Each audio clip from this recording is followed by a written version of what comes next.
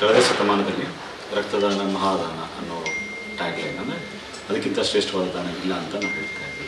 ಅದಕ್ಕಿಂತ ಒಂದು ಶತಮಾನ ಹಿಂದೆ ಹೋದರೆ 17ನೇ ಶತಮಾನ 18ನೇ ಅಲ್ಲಿಂದ ಹಿಂದೆ ಪೂರ್ತಿ ಅನ್ನದಾನ ಮಹಾದಾನ ಇತ್ತು. ಈಗ ಒಂದು ಹೆಜ್ಜೆ ಮುಂದೆ ಬಂದಿದೆ ನಾವು 21ನೇ ಶತಮಾನದಲ್ಲಿ ಆರ್ಗನ್ ಡೊನೇಷನ್ ಅಂದರೆ ನಮ್ಮ ದೇಹದಲ್ಲಿರೋ ಅಂಗಾಂಗಗಳ ದಾನ.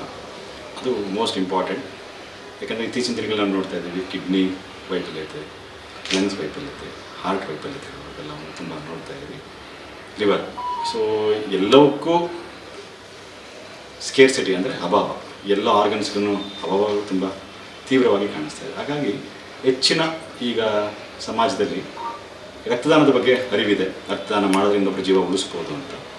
ಅದೇ ರೀತಿ ಈ ಮೂಲಕ ನನ್ನ ಪ್ರಾರ್ಥನೆ ಏನು ಅಂತ ಸಮಾಜದಲ್ಲಿ ಆರ್ಗನ್ ಡೊನೇಷನ್, ತಮ್ಮ ಆರ್ಗನ್ಸನ್ನು ನಾವು ಈ ಲೋಕ ತ್ಯಜಿಸಿದ ನಂತರ ಮುಂದುವರ್ಸ್ಕೊಂಡು ಹೋಗ್ಬೇಕಂತಂದರೆ ನೇತ್ರದಾನ ಮತ್ತು ಇತರ ಅಂಗಾಂಗಗಳನ್ನು ದಾನ ಮಾಡೋದಕ್ಕೆ ಪ್ಲೆಡ್ಜ್ ಮಾಡ್ಬೋದು. ಸೊ ಅದನ್ನು ಸಹಿತ ನಾವು ಪ್ರತಿಯೊಬ್ಬರು ನಾಗರಿಕರು ಅದನ್ನು ನಾವು ಗಮನದಲ್ಲಿಟ್ಕೊಂಡು ಆರ್ಗನ್ ಡೊನೇಷನ್ಗೆ ಮುಂದಾಗಬೇಕು ಅಂತ ಹೇಳ್ತೀವಿ.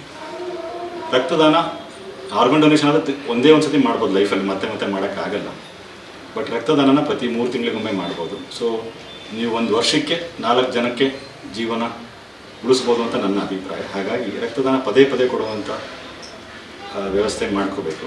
ಆರೋಗ್ಯವಾಗಿರೋರು, 18 ವರ್ಷದ ಮೇಲ್ಪಟ್ಟವರು, 50 ವರ್ಷಕ್ಕಿಂತ 60 ವರ್ಷಕ್ಕಿಂತ ಕೆಳಪಟ್ಟವರು, 12 ಗ್ರಾಮ್ಗಿಂತ ಜಾಸ್ತಿ ಬ್ಲಡ್ ಇರೋರು ಮತ್ತು ಬೇರೆ ಯಾವುದೇ ಥರದ ಇನ್ಫೆಕ್ಷನ್ಸ್ ಇಲ್ದಂಗಿರೋರು ರಕ್ತದಾನ ಮಾಡೋಕ್ಕೆ ಅರ್ಹರು. ಅದೇ ರೀತಿ ರಕ್ತದಾನ ಮಾಡಿದ್ರೆ ಕೆಲವು ಪ್ರಿವಿಲೇಜಸ್ ಇದೆ.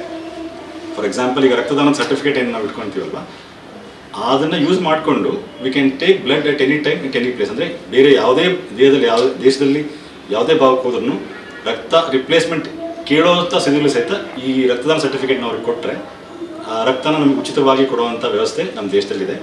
ಅದನ್ನು ಸಹಿತ ನಾವು ಈ ಅರಿವನ್ನು ನಾವು ಸಮಾಜಕ್ಕೆ ನೀಡಬೇಕು ಅಂತ ಅನ್ಕೊಂತೀವಿ.